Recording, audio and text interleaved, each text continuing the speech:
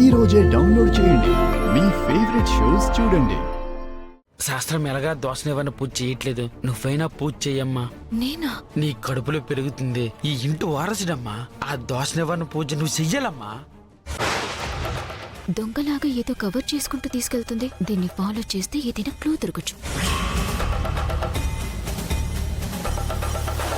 నమస్కారం పంతులు గారు. నమస్కారం అమ్మా. ఈ రోజు కడుపుతో ఉన్న వాళ్ళు పూజ చేస్తే పుట్టబోయే బిడ్డకి ఎలాంటి గండాలు ఉండవని మా స్వామి చెప్పారు పంతులు గారు. అవునా?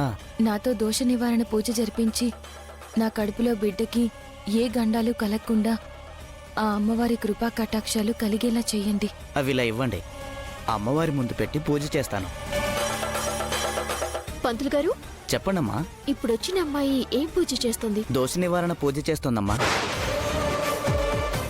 గర్భవతి కాని వాళ్ళు కూడా ఈ దోష నివారణ పూజ చేయొచ్చా? లేదమ్మా, గర్భం దాచిన వారు మాత్రమే ఈ దోష నివారణ పూజ చేస్తారు. అంటే లక్ష్మి గర్భవత.